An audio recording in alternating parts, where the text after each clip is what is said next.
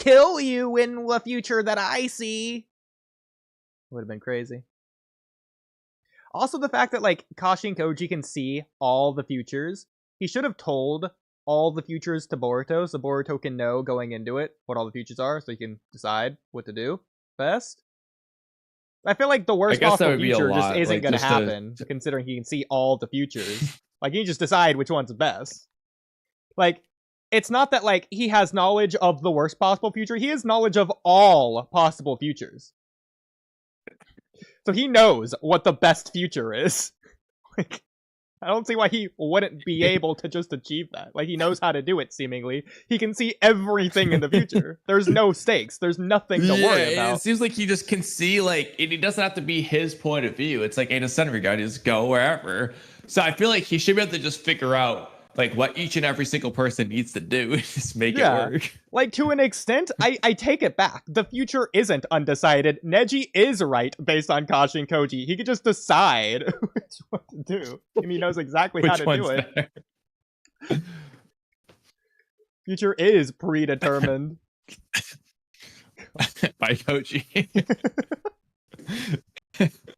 Yeah, but I do feel like this takes away Naruto was stakes. right. Destiny wasn't something for Neji to decide. It was something for Koji to decide. Exactly. Like, Koji should see all possible futures and be like, not one of them is good. In spite of that, we're shinobi, so we have to fight anyways to try and create a new possibility for a new future. That's almost like how Chapter 4 felt. Right? Where it's like, hey, you knew that this was going to happen. Like, or at least was probably going to happen, but it doesn't matter. We're still going to fight anyway. That's more like a, oh, well, it happened. Let's just fight anyway. This is more like, I mean, granted, he hasn't told us how to prevent it. He just says, like, you know, the chances of stopping this are low. So, like, the chances of them, the Chapter 4 thing, there was a low chance of them succeeding. They were probably going to fail. That's what happened. But they're still going to fight anyway. So it's tricky. Yeah.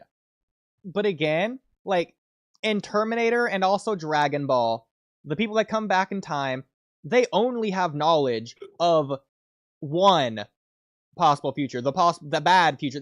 That might not even be the worst possible future. It's just a future that hurt them so bad that they never wanted to happen ever again. So they'll do anything, go to any cost, any length, at all costs, to prevent that future from happening. It doesn't know. They don't know what the alternative is. It might be better. It might be worse. They're fighting for the hope of a better future. They don't even know if a better future is even possible.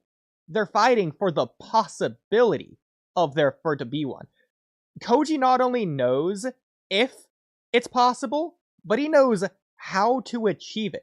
And so what this tells me, because Koji is fighting for that future, it's not only guaranteed, but the fact that he's fighting for it tells us that it's just already possible at all. Because if there was just no good future, Koji wouldn't even bother.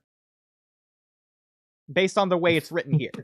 Which is why I like the rewrite to where there is no good future and they have to try and fight for one to exist in the first place at all. Yeah, and so that's why I said earlier, yours sounds a lot more impactful for the story. This just sounds more realistic. Yeah. And that's just like a pick and choose type of thing. Well, I'm not but her head over. Like, I'm much more annoyed about Jura's going back home decision than I am this. Exactly, because this should make it feel that it's hopeless, but they're going to fight for hope. That's not what this is. The opposite of that. Yeah, it's hopeful. It's hopeful. Because again, like, this whole thing. So again, go back to Chapter 4. Koji knew of the possibility that Boruto sees Hidari and freaks out. Koji, for no reason at all, there's no reason why Koji shouldn't have told Boruto of that possibility. If he having seen that in the future. So No, he did. He said you knew there was a high chance of this happening. oh, So he must have told Boruto, Boruto. you will be killed by him. Wait, does he say that later? No, like he says in chapter 4. He says in chapter 4, you knew there was a high chance of this happening. And he says in this chapter, the chances of stopping it are low. So it seemed like Boruto knew. Boruto just freaked out anyway. Okay. You know, this is a way to compromise the ability to where there is one timeline or like one way the future will go unless it's changed, but Koji can see multiple futures and he doesn't know which one will be the future without change. Almost like Neji trying to determine which is the real Naruto amongst the shadow clones. The real one is always just objectively there, but Koji can't focus to find the real one. All the doppelgangers are like red herrings meant to throw him off to get in his way.